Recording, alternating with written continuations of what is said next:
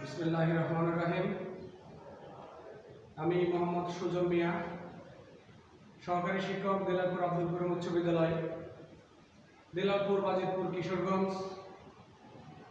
দিলারপুর আব্দুল করিম উচ্চ বিদ্যালয়ের পরিচালিত অনলাইন ক্লাসে তোমাদের জানাই স্বাগত ও অভিনন্দন। আশা করি সবাই ভালো আছো, সুস্থ আছো, আর ভালো থাকো, সুস্থ থাকো এই কামনাই করি।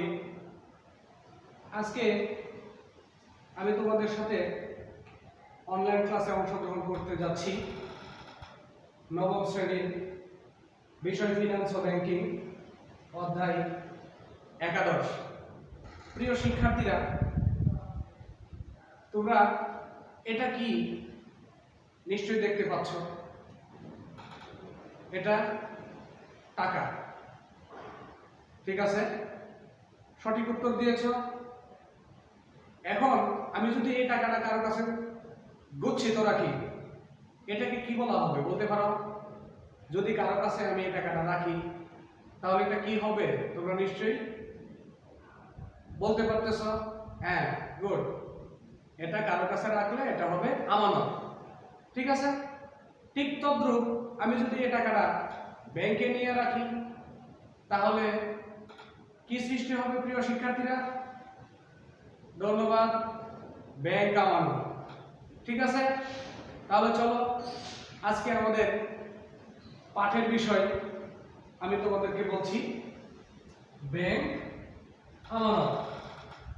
প্রিয় শিক্ষার্থীরা, আজকের পাঠ ব্যাংক আমানত।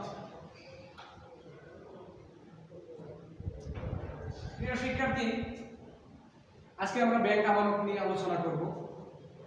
তো প্রথমেই আমি তোমাদেরকে বলে যাচ্ছি ব্যাংক আমানত কি। প্রথমে আমি তোমাদেরকে বলতে চাইতেছি যে ব্যাংক আমানত কাকে বলে। ব্যাংকের গ্রাহকের কাছ থেকে ব্যাংকের সংগৃহীত অর্থকে আমানত বলা হয়। গ্রাহকের কাছ থেকে সংগৃহীত অর্থকে আমানত বলা হয়। বাণিজ্যিক ব্যাংকগুলো তার গ্রাহকের কাছ থেকে বিভিন্ন হিসেবের মাধ্যমে আমানত সংগ্রহ করে থাকে। তাহলে আমানত কি বুঝলাম আমরা? আমানত মানে হচ্ছে ব্যাংক তার গ্রাহকের কাছ থেকে যে অর্থ সঞ্চয় করে রাখে তাকে আমানত বলা হয়। আর বাণিজ্যিক ব্যাংকগুলো বিভিন্ন হিসাব খোলার মাধ্যমে আমানত সংগ্রহ করে। আর বিভিন্ন হিসাবের মধ্যে আছে চলতি হিসাব, সঞ্চয়ী হিসাব এবং স্থায়ী হিসাব। তো প্রিয় শিক্ষার্থীরা, আমরা অলরেডি ব্যাংক আমানত কি এটা জানলাম। এবার আমি তোমাদের সাথে বর্ণনা করব ব্যাংক আমানতের উদ্দেশ্য কি। প্রিয় শিক্ষার্থীরা, তোমরা জেনে থাকবে ব্যাংক আমানতের উদ্দেশ্য। তো আমি এই পর্যায়ে ব্যাংক আমানতের উদ্দেশ্য নিয়ে কথা বলছি। ব্যাংক আমানতের উদ্দেশ্যের 1 নাম্বার হচ্ছে অর্থের নিরাপত্তা। অর্থের নিরাপত্তা। প্রিয় শিক্ষার্থী, আমরা যদি ব্যাংকে আমানত সংগ্রহ করি বা আমানত হিসেবে টাকা রাখি, তখন আমাদের অর্থের নিরাপত্তা সৃষ্টি হয়।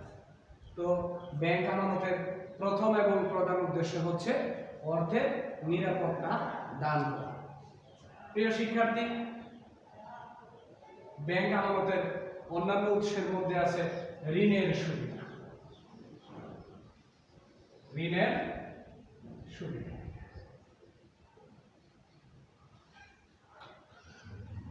প্রিয় শিক্ষার্থী,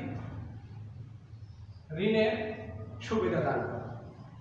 ব্যাংক আমানতের আরেকটা অন্যতম উদ্দেশ্য হচ্ছে ঋণের সুবিধা প্রদান করা, ঠিক আছে? অর্থের নিরাপত্তা এবং কি ঋণের সুবিধা। ঋণের সুবিধার পর সেবা। সেবা প্রদান, সেবা প্রদান। প্রিয় শিক্ষার্থী, ব্যাংক আমানতের আরেকটি অন্যতম প্রধান উৎস হচ্ছে সেবা প্রদান করা। ব্যাংক তার গ্রাহকের কাছ থেকে আমানত হিসেবে সংগ্রহ করে গ্রাহকে সেবা প্রদান করে। গ্রাহককে কি প্রদান করে? সেবা। এরপরে আছে তোমার সহজ বিনিয়োগ। সহজ বিনিয়োগ। প্রিয় শিক্ষার্থী, ব্যাংক আমানতের অন্যতম আরেকটা প্রধান উৎস হচ্ছে সহজ বিনিয়োগ করা। তো আমরা ইতিমধ্যে জানতে পারলাম ব্যাংক আমানতের উদ্দেশ্য।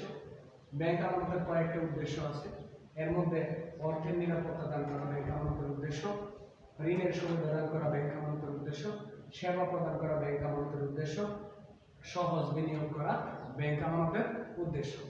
তো এরই মধ্যে আমরা এই অধ্যায়ে দুইটা জিনিস নিয়ে কথা বললাম, ব্যাংক আমানত কি এবং ব্যাংক আমানতের উদ্দেশ্য। আমি শুরুতেই বলছিলাম বাণিজ্যিক ব্যাংকগুলো বিভিন্ন হিসাব খোলার মাধ্যমে ব্যাংকের আমানত সংগ্রহ করে। তো এবার আমরা জানব ব্যাংক আমানত সংগ্রহ করে কোন কোন হিসাবের মাধ্যমে। ব্যাংক তার গ্রাহকের কাছ থেকে আমানত সংগ্রহ করে তিনটা হিসাবের মাধ্যমে। বাণিজ্যিক ব্যাংকগুলো তার গ্রাহকের কাছ থেকে আমানত সংগ্রহ করে তিনটি হিসাবের মাধ্যমে। প্রিয় শিক্ষার্থী, ব্যাংক হিসাব আমরা পাইতেছি তিন প্রকার। ব্যাংক হিসাব তিন প্রকার। ব্যাংক হিসাব তিন প্রকার। ব্যাংক এই তিন প্রকার হিসাবের মাধ্যমে গ্রাহকের কাছ থেকে আমানত সংগ্রহ করে। এখন আমরা চলো জানি যে ব্যাংক হিসাব তিন প্রকার কি কি। নাম্বার 1, চলতি হিসাব। চলতি হিসাব। প্রিয় শিক্ষার্থী, ব্যাংক তার আমানত সংগ্রহ করা হিসাব তিন প্রকার। এর মধ্যে প্রথম হচ্ছে চলতি হিসাব। এবার চলো চলতি হিসাব কি এবং কাকে বলে তা জেনে নিই। চলতি হিসাব হচ্ছে ওই হিসাব যে হিসাবের মাধ্যমে প্রত্যেকদিন যতবার খুশি অথবা সপ্তাহে যতবার খুশি টাকা ব্যাংকে জমা রাখা যায় এবং ব্যাংক থেকে উত্তোলন করা যায়, যে হিসাবের মাধ্যমে তাকে চলতি হিসাব বলা হয়। প্রিয় শিক্ষার্থী, আমরা চলতি হিসাব মানে হচ্ছে, আর চলতি হিসাব বলতে আমরা বুঝি যে হিসাবের মাধ্যমে প্রত্যেক দিন যতবার খুশি টাকা ব্যাংকে জমা রাখা যায় এবং যতবার খুশি ব্যাংক থেকে টাকা উত্তোলন করা যায় তাকে চলতি হিসাব বলা হয়। প্রিয় শিক্ষার্থী, নিশ্চয়ই তোমরা চলতি হিসাব সম্পর্কে মোটামুটি ধারণা পাইছো। এবার 2 নাম্বার হচ্ছে ব্যাংক হিসাবের 2 নাম্বার যে হিসাব, এটা হচ্ছে সঞ্চয়ী হিসাব। সঞ্চয়ী হিসাব। প্রিয় শিক্ষার্থীবৃন্দ, আমরা ব্যাংক হিসাব তিন প্রকারের মধ্যে দ্বিতীয় প্রকার হিসাব পাইতেছি, তার নাম হচ্ছে সঞ্চয়ী হিসাব। চলো এবার আমরা সঞ্চয়ী হিসাব কাকে বলে বা সঞ্চয়ী হিসাব কি তা জেনে নিই। সঞ্চয়ী হিসাব হচ্ছে যে হিসাবের মাধ্যমে প্রত্যেক দিন অথবা সপ্তাহের যে কোনো সময় টাকা জমা রাখা যাবে, কিন্তু সপ্তাহে 2 বারের বেশি ব্যাংক থেকে টাকা উত্তোলন করা যাবে না, যে হিসাবের মাধ্যমে তাকে সঞ্চয়ী হিসাব বলা হয়।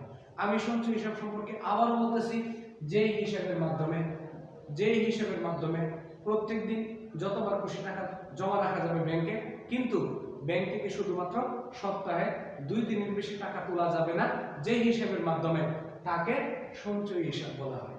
প্রিয় শিক্ষার্থীরা, আমরা অবশ্যই এখন ব্যাংক হিসাবের 3 প্রকারের মধ্যে অলরেডি আমরা 2 প্রকার জেনেছি। এক হচ্ছে চলতি হিসাব কি বা চলতি হিসাব কাকে বলে, 2 সঞ্চয়ী হিসাব কি এবং সঞ্চয়ী হিসাব কাকে বলে। নাম্বার 3, স্থায়ী হিসাব। এবার আমরা জানব স্থায়ী হিসাব। প্রিয় শিক্ষার্থীরা, এখন আমরা চলো জানি যে স্থায়ী হিসাব কি এবং কাকে বলে। স্থায়ী হিসাব হচ্ছে একটা নির্দিষ্ট মেয়াদে ব্যাংকে টাকা জমা রেখে মেয়াদ উত্তীর্ণ হওয়ার পর ব্যাংক থেকে টাকা তোলা যায় যে হিসাবের মাধ্যমে, তাকে স্থায়ী হিসাব বলা হয়। আমি আবারও বলতেছি, একটা নির্দিষ্ট মেয়াদের জন্য ব্যাংকে টাকা জমা রেখে ওই মেয়াদ উত্তীর্ণ হওয়ার পর যেই হিসাবের মাধ্যমে টাকা উত্তোলন করা যায় তাকে স্থায়ী হিসাব বলা হয়। প্রিয় শিক্ষার্থীরা, আমি আরেকটু বিষয়টা ক্লিয়ার করার জন্য বলতেছি, যেমন তুমি ব্যাংকে টাকা জমা রাখছো 5 বছরের জন্য, আর 5 বছর সম্পন্ন হওয়ার পর তুমি যে টাকা তুলে নিয়ে আসবা ব্যাংক থেকে, যেই হিসাবের মাধ্যমে তাকে বলা হয় স্থায়ী হিসাব। তাহলে আমরা এই অধ্যায় থেকে আসলে জানলাম যে ব্যাংক আমানত কি, ব্যাংক আমানতের প্রধান প্রধান উদ্দেশ্যগুলো, এবং ব্যাংক হিসাব 3 প্রকার: এক চলতি হিসাব, সঞ্চয়ী হিসাব, স্থায়ী হিসাব। প্রিয় শিক্ষার্থীরা, আজকে আমরা যে বিষয়টা পড়লাম বা যে বিষয়টা জানলাম, এটা তোমরা নিশ্চয়ই বাড়িতে আরেকটু যদি চেষ্টা করো তাহলে তোমাদের আরেকটু বিষয়টা ক্লিয়ার হয়ে যাবে। আর সেই পর্যন্ত তোমরা ভালো থেকো, সুস্থ থেকো, এই কামনাই করি। তোমাদের ক্লাস থেকে আমি বিদায় নিচ্ছি। আল্লাহ হাফেজ।